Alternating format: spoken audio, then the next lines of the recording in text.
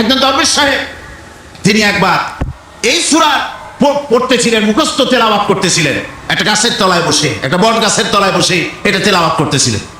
যখন তিনি পড়লেন হাল তারা মিন ফুতুর, আমার সৃষ্টি নৈপুণ্যতার ভিতরে কোনো ভুল পাওয়া যায় নাকি?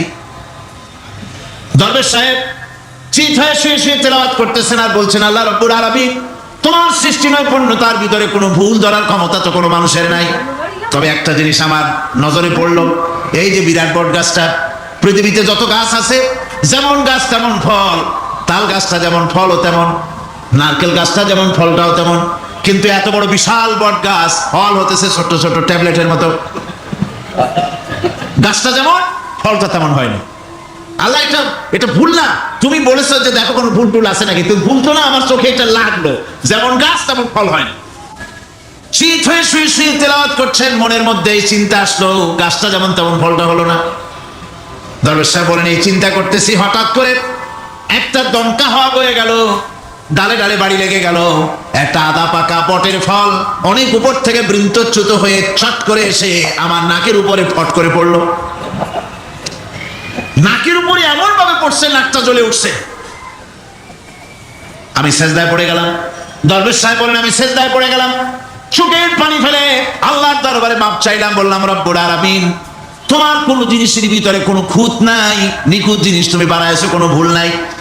আমি চিন্তা করেছিলাম নারকেল গাছ যেমন তার ফল তেমন, তাল গাছ যেমন তার ফল তেমন, বট গাছটা যেমন তেমন ফল।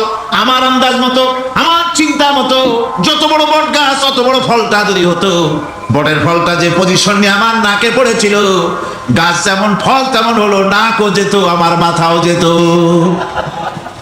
আল্লাহ রাব্বুল আলামিন বলেন, দেখো বান্দা, আমার সৃষ্টি নৈপুণ্যতার মধ্যে কোনো ভুল পাবে না। সুবহানাল্লাহ ওয়া বিহামদিহি, কোনো ভুল নাই, বারবার তাকাও।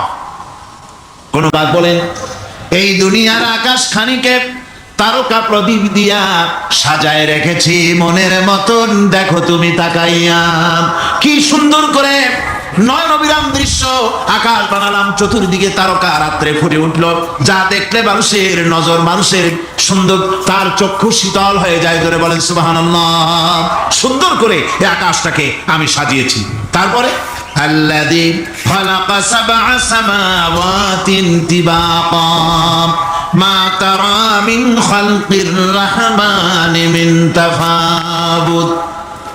স্রষ্টা তিনি সপ্ত আকাশ রচিলেন থরে থরে, কোন ত্রুটি হেরিবে না তার পূর্ণ সৃজন পরে।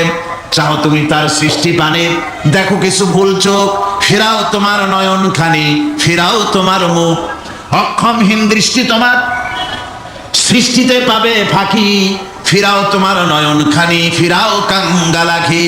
সেই দয়াময় আল্লাহ রাব্বুল আলামিন গাছ সৃষ্টি করেছেন, আর এই গাছগুলি সৃষ্টি করে দিয়েছেন তোমাদের কাজের জন্য, যা দিয়ে তোমরা আগুন জ্বালাও, চুলা জ্বালাও, রান্না বান্নার কাজ করো।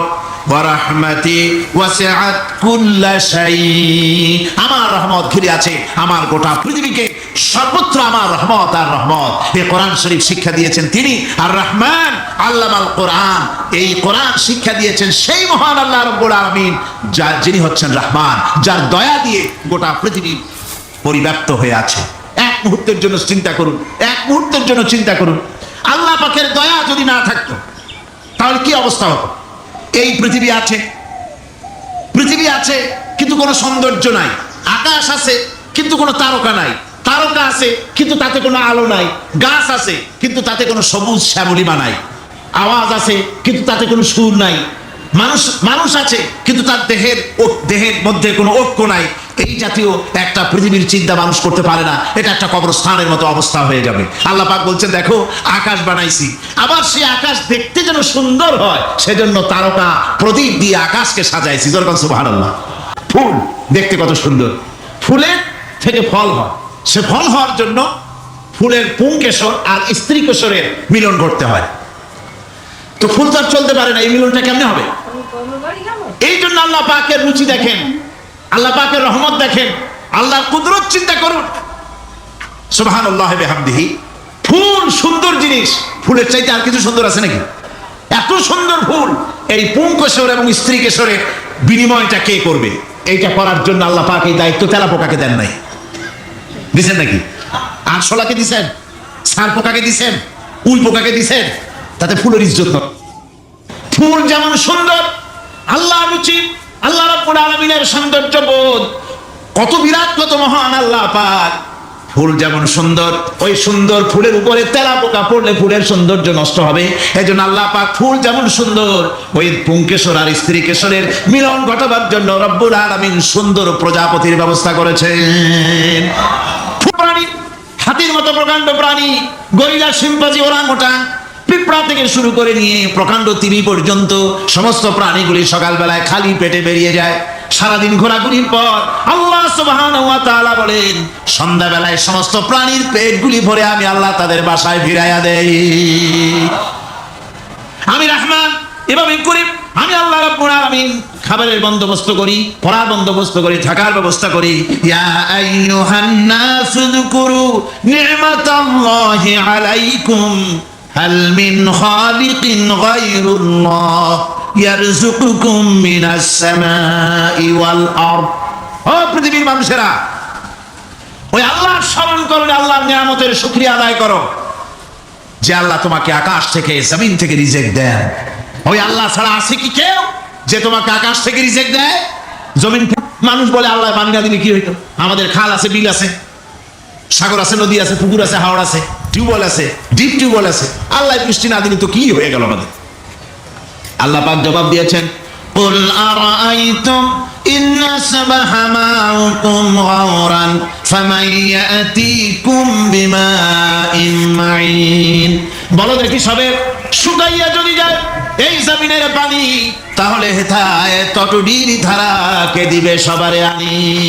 টিউবওয়েলের পানি, পাতালের পানি, দরিয়ার পানি, সাগরের পানি, হাওড়ের পানি, বিলের পানি সব যদি আমি আল্লাহ শুকায় দেই, আমি আল্লাহ ছাড়া এমন কোন শক্তি আছে যে মরা গাঙ্গে নতুন করে পানির জোয়ার এনে দিতে পারে?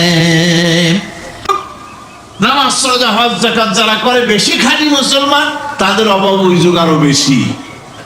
যারা না, যাদের কাছে নামাজ নাই, রোজা নাই, আল্লাহ পরকালের চিন্তা নাই, তাদের টাকা পয়সা, সোনা দানা, জায়গা জমিন, সৌন্দর্য, সুখ আর আরো অনেক বেশি।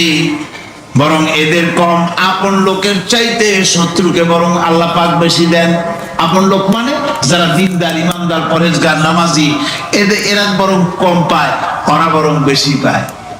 এমন কেউ নাই পৃথিবীতে শত্রুকে ডেকে বলবে আয় তোরেও দেই, কেউ নাই। একমাত্র আল্লাহ রাব্বুল আলামিন যিনি সকলকে দেন। এই পৃথিবীর কোন মূল্য আল্লাহ রাব্বুল আলামিনের কাছে নাই, একটা মশার দানার তুল্য মূল্য নাই। সেই জন্য আল্লাহ পাক সকলকে নিয়ামত দেন, সকলকে ব্যবস্থা করেন। তাই এই কোরআন শরীফ আল্লাহ পাক তার মানুষের প্রতি এত দয়া, এত দয়া মানুষের প্রতি, যে আল্লাহ পাকের দয়াটা কার? জোরে চিল্লায় কান, দয়াটা কার? এত দয়া যে আল্লাহ পাকের মানুষের প্রতি রাস্তায় চলার জন্য রাস্তা তৈরি করে দিলেন। ফিরে আসো, আল্লাহ বলছেন এভাবে আমি সমস্ত পৃথিবীর মানুষের রুজি রুটির বন্দোবস্ত করি, সমস্ত প্রাণীর রুজি রুটি ব্যবস্থা করি। আমি সেই রহমান। সুবহানাল্লাহ। ওয়া ইলাহুকুম ইলাহু ওয়াহিদ লা ইলাহা ইল্লা হুয়ার রাহমানুর রহিম। এই হচ্ছেন তোমাদের আল্লাহ। সুবহানাল্লাহ। আল্লাহ বলছেন ওয়া ইলাহুকুম ইলাহুন ওয়াহিদ, তিনি হচ্ছেন এক আল্লাহ, এক ইলাহ, যিনি ছাড়া কোনো ইলাহ নাই। তিনি হচ্ছেন রহমান। তিনি কি? রহমান। তিনি হচ্ছেন রহিম। তিনি তোমাদের সব কিছু ব্যবস্থা করে দিয়ে থাকেন, কোন জিনিস তোমাদেরকে বঞ্চিত করেন না। এই রহমান এমন রহমান যিনি তোমাদের সমস্ত নিয়ামত পূর্ণ করেন। আর রহমান এমন রহমান যে শুধু আপন আপন লোক দেখে তালাশ করে করে দেয় না, সকলকে দেয়। যারা নামাজ পড়ে তাদের দালানকোটা বেশি হয়, যারা তাহাজ্জুদ পড়ে তাদের ব্যাংকে টাকার অভাব নাই, যারা হজ করে যাকাত দেয় তারা টাকার জ্বালায়, পয়সা কড়ির জ্বালায় অস্থির। এরকম নাকি?